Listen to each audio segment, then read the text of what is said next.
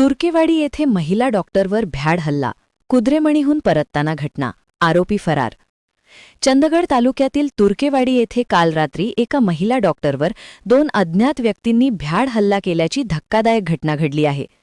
संबंधित डॉक्टर या दररोज बेळगाव तालुक्यातील कुद्रेमणी येथे आपल्या क्लिनिकसाठी जात असून रात्री पेशंट आटोपून घरी परतत असताना हा हल्ला झाला.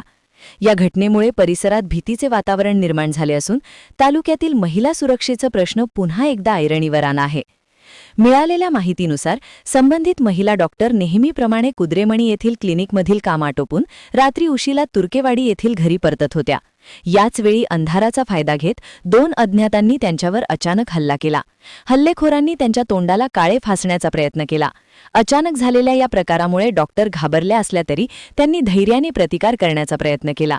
दरम्यान आजूबाजूला हालचाल जाणवल्यानंतर दोन्ही आरोपी घटनास्थळावरून पसार झाले. घटनेची माहिती मिळताच पोलीस उपनिरीक्षक आकाश भिंगार दिवे यांनी तात्काळ घटनास्थळी भेट देऊन पाहणी केली. तसेच परिसरातील सीसीटीव्ही फुटेजची तपासणी सुरू करण्यात आली असून आरोपींचा शोध घेण्यासाठी पोलिसांकडून पथके कार्यरत केली आहेत. या प्रकरणाचा छडा लावणे हे सध्या पोलिसांसमोर मोठे आव्हान ठरत आहे. दरम्यान या घटनेबाबत पोलीस ठाण्यात अधिकृत तक्रार दाखल करण्यात आली असून पुढील तपास सुरू आहे. तुर्केवाडी परिसरात महिलांवर अशा प्रकारचा हल्ला पहिल्यांदाच घडल्याचे सांगितले जात असून या घटनेमुळे नागरिकांमध्ये संताप व्यक्त होत आहे.